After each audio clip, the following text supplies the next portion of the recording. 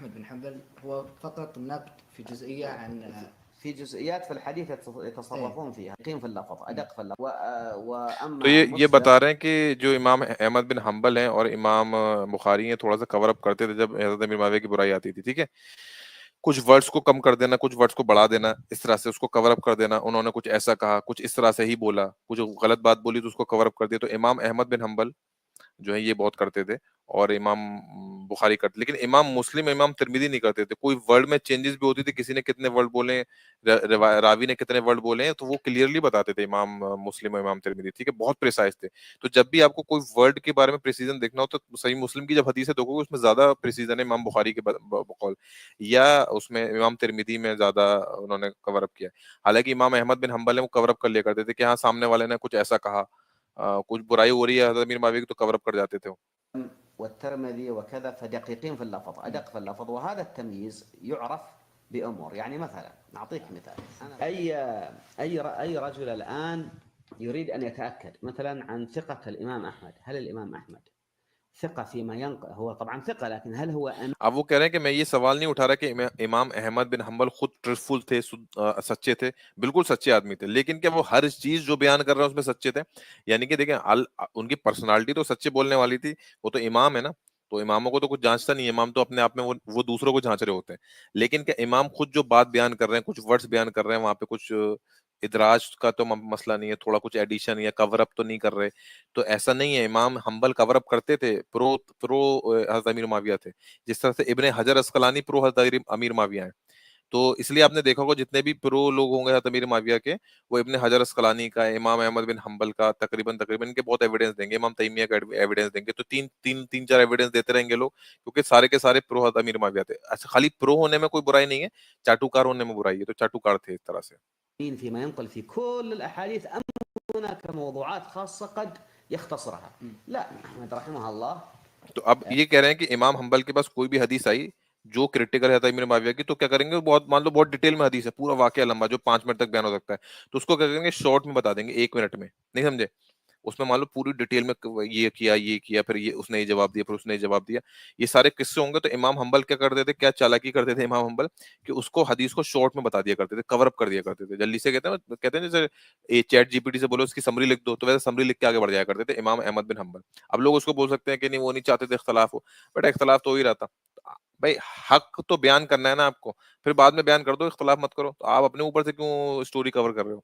फिर शियाओं पे इल्जाम क्यों लगाते हो कि वो झूठ एडिशनल कर देते हैं? आपने कुछ चीजें छुपा ली, उन्होंने एक्स्ट्रा झूठ चीजें बना ली। तो इमाम अहमद बिन हम्बल जिन पे हदीस का बहुत बड़े पिलर है, उन पर पिलर टिका हुआ, इमाम अहमद बिन हम्बल को निकाल दो तो अस्मा और रिजाल का इल्म अच्छा खासा खाली हो जाएगा, हदीसों का कंसेप्ट खाली हो जाएगा।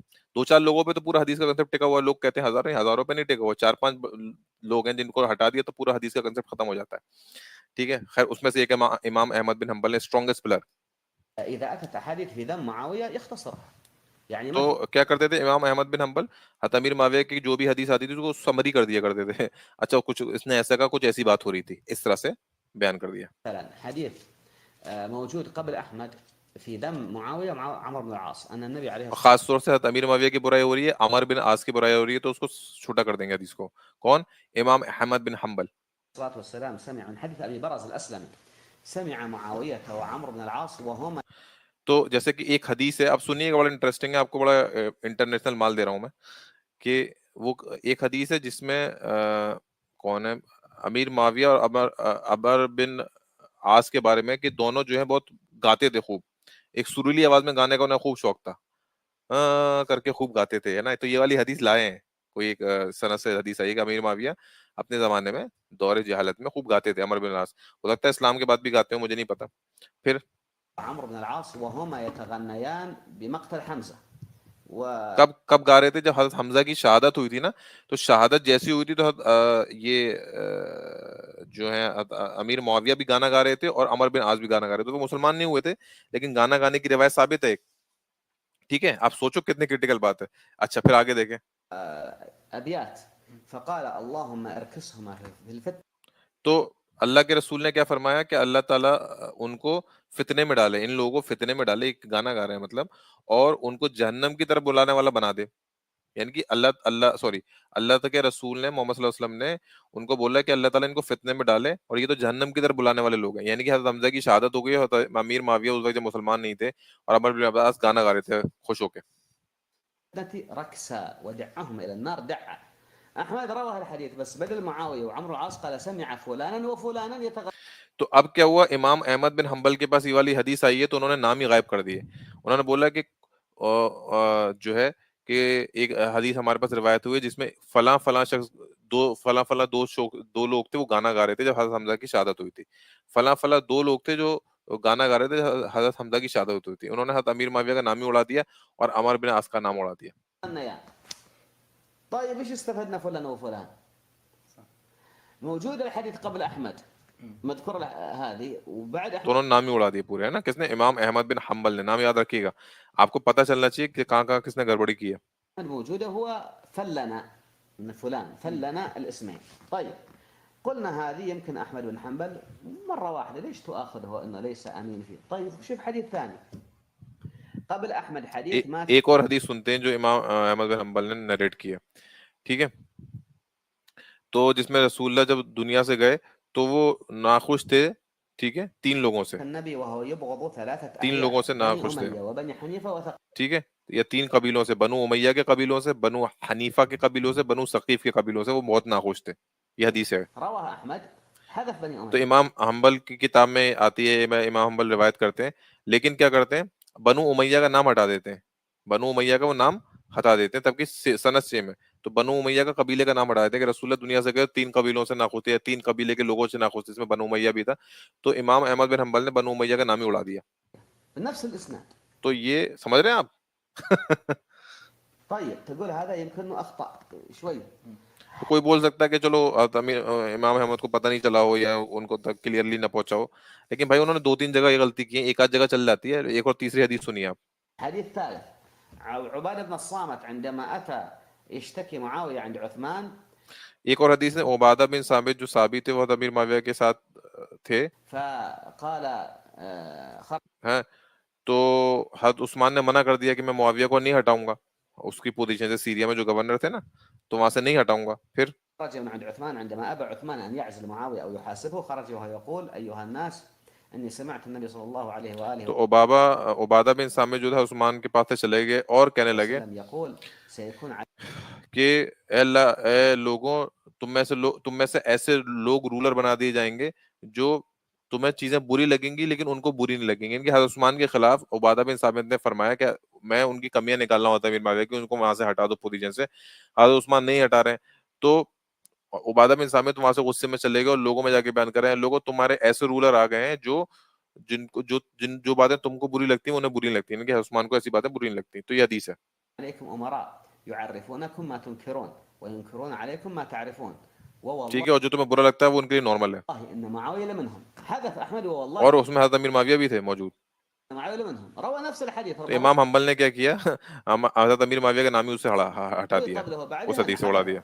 وهكذا كثير يحدث तो يعني. कई बार उन्होंने किया है इमाम अहमद बिन हंबल ने। तो इससे ये कहना कि उनसे गलती हो जाती है बहुत नहीं, बहुत बड़े इमाम है, गलती नहीं की, जानबूझ के जब भी कोई क्रिटिकल हदीस आती है इमाम हज़रत अमीर माविया की, तो उसमें कुछ ना कुछ ये तो नाम गायब कर देते हैं, हदीस को छोटा कर देते हैं। कौन? इमाम अहमद बिन हंबल। आपको चौंकाने वाली बात होगी ना, देखो है बहुत चौंकाने वाली बात है। अभी तो हम उस पर डिस्कस ही नहीं कर रहे कि कुरान के साथ क्या मामला किया बनु उमैया ने, सीरियसली कुरान के इंटरप्रिटेशन के साथ। ये हमारा क्रक्स है जहां तक हम रीच करना चाह रहे हैं, तो इसलिए हम पहले से कुछ स्ट्रॉन्ग पॉइंट बना रहे हैं। फिर कुरान के साथ क्या मामला किए, कुरान का कौन सा ऐसा इंटरप्रिटेशन है जो आज भी हम पढ़ते हैं, जो हज़रत बनु उमैया के दौर से आ रहा है, ठीक है। और इसमें कोई भी प्रो शिया का कोई कंसेप्ट ही नहीं है, कुरान और रसूलुल्लाह की हदीस जो मजबूत है उसकी बात है। يحدث ما يخص معاوية أحمد هنا سيضطر إلى أمرين. أما أن يقول نعم أحمد فيما يخص معاوية ليس أمينا قد अब या तो ये है कि दो ऑप्शन मिले हमें कि या तो इमाम हंबल जो अनट्रस्टवर्दी हैं, इनकी बातों को, नामों को छुपा लेते हैं, बातों को इख्तिसार से बयान कर देते हैं, डिटेल बातों को छुपा जाते हैं, ठीक है। जब भी हज़रत अमीर माविया का नाम आता है या तो हमें कहना पड़ जाएगा ऐसा, कोई ऑप्शन नहीं बचा हमारे पास لا يكابر कि या तो जब भी हज़रत अमीर माविया की बात आएगी तो इमाम हंबल का कौल नहीं माना जाना चाहिए क्योंकि वो उनको बचाने की कोशिश करते हैं। ويقول لا طبعا لماذا يعني عندما يأتي حديث اللهم اركسهما وعند أحمد فلان وفلان ठीक, तो ये मैंने एक आपको मिसाल दी, ये हसन फरहान अल मालिकी साहब है, अच्छा काम है इनका, तो मैंने इनका हवाला दिया आपको कि कैसे ये मुहद्दिस भी जो है वो प्रो हजरत अमीर मुआविया थे, इब्ने हजर अस्कलानी हुए, इमाम तैमिया हो गए, ये सब थे। ठीक है, और थोड़ा सा सुन के देखते हैं, मजा आएगा, 2-3 मिनट और देखते हैं। هذا التيار اغتر بالروايات الشامية. هناك رواية الذين ये मैं आपको थोड़ा हिंट दूंगा फिर वीडियो खत्म करूंगा, ये बताने के लिए किस तरीके से जो हमारे पास रिवायतें आई हैं उसमें बनु उमैया खासतौर से हज़रत अमीर मुआविया के जमाने में जो तब्दीलियां हुई थी उसके असरात मौजूद हैं। أرادوا أن يجعلوا معاوية من الخلفاء الراشدين. هذا التيار اغتر بالروايات الشامية. هناك دين. अब ये सबसे पहली बात बोल रहे हैं कि जो ये बताइए कि सीरिया में क्या मुसलमानों की आबादी थी जो सपोर्ट करते थे हज़रत अमीर मुआविया को? नहीं, सिर्फ मुसलमान नहीं थे, वहां पे ईसाइयों की बहुत ज्यादा आबादी थी, बल्कि आपको ताज्जुब होगा सीरिया में मेजोरिटी में क्रिश्चियंस एंड ज्यूज थे जो हज़रत अमीर मुआविया को सपोर्ट करते थे। आप ताज्जुब वाली बात है। और और ये लोग बाद में मुसलमान में कन्वर्ट हुए और फिर इन लोगों को ही अमीर माविया ने बहुत वैल्यू दी। और जो लोग कन्वर्ट होते थे ईसाई से, यहूदी से, हज़रत अमीर माविया उनको बहुत वैल्यू देते थे। उनको जैसे कोई एक मुसलमान स्कॉलर है और एक यहूदी स्कॉलर है या एक ऐसा स्कॉलर है जो पहले यहूदी था या ईसाई था, वो जब इस्लाम मुसलमान हो जाता था ना तो उसको बहुत वैल्यू दिया करते थे। तो उससे हुआ क्या कि इन लोगों ने अपना जो कंसेप्ट है बाइबल का, अपने तौरात का जो कंसेप्ट है, जब कुरान की अंडरस्टैंडिंग की, कुरान के जब ये स्कॉलर बने कन्वर्टेड लोग, तो इन्होंने वही कंसेप्ट डाल दिया। फिर हम उसको डिस्कस करेंगे इंशाल्लाह कि किस तरीके से कुरान में सिंपल तर्जुमा हो रहा है कई वर्डों का, लेकिन क्योंकि बाइबल में ऐसा लिखा है, तौरात में कुछ ऐसी कहानी लिखी हुई है, तो स्कॉलर्स ने, उस जमाने के स्कॉलर्स ने ये ओपिनियन दिया जो कि बाइबल की तरफ अलाइंड है और आज तक हम वही फॉलो कर रहे हैं। मैं उसकी एक मिसाल देता हूँ आपको, ठीक है? अ, वो उसकी मिसाल क्या है, यूसुफ अलैहिस्सलाम का वाक्य आप लोगों ने सुना होगा ना, तो यूसुफ अलैहिस्सलाम के वाक्य में क्या लिखा हुआ है कि वो जो वो थी जुलेखा थी, उन्होंने सीड्यूस किया यूसुफ अलैहिस्सलाम को। एक वर्ड है वरावत ना करके है, मैं भूल रहा हूँ अभी, तो उससे यूसुफ अलैहिस्सलाम को सीड्यूस किया। हालांकि आप वो वाला वर्ड कुरान में कहीं उठा के देख लीजिए तो वही स्कॉलर दूसरी जगह कुछ और कर रहे होते हैं। सीड्यूस की बात नहीं कर रहे होते, किसी को कहते हैं कन्विंस करना। ठीक है, और वहां पे जैसे यूसुफ अलैहिस्सलाम का केस आया तो वहां सीड्यूस करना कर दिया। हालांकि वहां भी कन्विंस करना या किसी चीज की तरफ फोर्स करना हो रहा है, सेक्सुअल फोर्स नहीं हो रहा। लेकिन क्योंकि बाइबल में और तौरात की कहानियों में ऐसा लिखा कि जुलेखा जो है उनको मोहब्बत में आशिक थी और इस तरह की बात थी, तो कुरान के मुतरजमीन ने अपने जो असलाफ हैं, जो तबरी वगैरह हैं, उसके जमाने की जो तफसीरें हैं कि भाई वो सेक्सुअल फेवर चाह रही थी, तो वो तर्जुमा कुरान में आज तक चला आ रहा है। हालांकि आप किसी भी न्यूट्रल स्कॉलर अरबी से पूछोगे कि अच्छा पूरी कहानी पीछे की हटाएं, ये बताएं इसका वर्ड का क्या मतलब है, सेक्सुअल फेवर है, तो मना कर देगा नहीं है सेक्सुअल फेवर। लेकिन उस जमाने से तर्जुमा होकर चला आ रहा है। तो मैं बता रहा हूँ किस तरह से हज़रत अमीर माविया खाली एक पॉलिटिकल मसला क्रिएट नहीं किया, बल्कि उन्होंने एक रिलीजियस मसला क्रिएट किया। जब उन्होंने जो कन्वर्ट्स थे, यहूदी और ईसाई कन्वर्ट थे, उनको ज्यादा मुकाम दिया, ऊपर मुकाम दिया। आप यहाँ तक ताज्जुब करेंगे, एक उसूल था कि अगर कोई यहूदी ईसाई है, नहीं कोई भी ऐसा है जो कन्वर्ट हो जाता है ना, अब कन्वर्ट हो गया तो भाई अब बाप तुम्हें अपनी जायदाद में बेदखल कर देगा ना, तो तुम्हारी उसकी जायदाद में तो हिस्सा नहीं है। तुमने रिलीजन चेंज कर लिया, चाहे तुम इस्लाम मुशरिकीन थे, इस्लाम हो गए तो भी प्रॉपर्टी में हिस्सा नहीं है। लेकिन उन्होंने एक रूल निकाल दिया कि नहीं, अगर कोई ईसाई मुसलमान हो रहा है, यहूदी मुसलमान हो रहा है, तो उसका उसकी जायदाद में हिस्सा है। किसको फेवर किया? ईसाइयों यहूदियों का वोट बैंक पाने के लिए उन्होंने किया, और उनको बहुत वोट बैंक मिला। तो उनको प्रॉपर्टी में भी फायदा दिया, उनको कन्वर्जन में भी फायदा दिया, और उनको जो अपने टॉप मोस्ट स्कॉलर थे ना, उनको भी यहूदी और वो कन्वर्ट रखते थे, वो ईसाई कन्वर्ट। उसमें टॉप मोस्ट स्कॉलर्स में एक स्कॉलर थे काबल अहबार, जो खुद यहूदी कन्वर्ट थे। आपको ताज्जुब होगा सुन के, आपने खूब एक्स मुस्लिम से क्रिटिसिज्म सुना होगा कि भाई जुल्करनैन ने देखा, एक आयत का तर्जुमा है, जुल्करनैन ने देखा कि सूरज को मटीले पानी में डूबता हुआ पाया, है ना? ये जो तर्जुमा है ना, ठीक है, ये तर्जुमा पता है सबसे पहले किसने किया है? रसूलुल्लाह ने किया है क्या? सहाबा इकराम ने किया? नहीं, ये काबल अहबार ने किया है। सबसे पुराना आप तर्जुमा निकालोगे, ये वाला ओपिनियन किसने दिया इस आयत का? तो किसने दिया? ये काबल अहबार ने दिया। हज़रत अमीर माविया बैठे थे और पूछा, अमर बिन आस थे, उनसे पूछा ये बताओ कि सूरज कहाँ डूबता है? तो अमर बिन आस ने वही चाटुकारी वाले जवाब बोला, ए अमीरुल मोमिनीन, आप ज्यादा जानते हैं। तो फिर उनको तो अमीरुल मोमिनीन को क्या पता, अमीरुल मोमिनीन को तो कुरान ही नहीं पता था, सीरियसली उनको कुरान भी नहीं आता था इनको। मैं इसलिए बता रहा हूँ कि कुरान की सूरह तौबा की आयत नंबर 33 थी, तो उसमें लिखा हुआ है, अल्लाह ताला फरमाता है ना, जो सोना चांदी इकट्ठे करते हैं अल्लाह ताला उनको कयामत के दिन ऐसा करेगा। तो ये बोलते थे अमीर माविया कि हमारे लिए नहीं है, अहले किताब के लिए है, हम सोना चांदी इकट्ठा कर सकते हैं। और कई साहबा डांटते थे इनको, तो इतना कुरान की इनकी नॉलेज थी। खैर, तो ये पूछते हैं काबा लहबार, बताओ सूरज कहाँ डूबता है? तो बोलते हैं अमीरुल मोमिनीन, सूरज जो है जरा मटीले पानी में डूबता है, वो थोड़ा डार्क कलर का मडी वाटर है। इंग्लिश में बोल रहा हूँ, वही तर्जुमा आज तक कॉपी हो रहा है, तफसीर दर तफसीर। आप एज इट इज वो वर्ड उठा के देख लोगे तो वहां पे वो तर्जुमा एग्जैक्टली नहीं आता।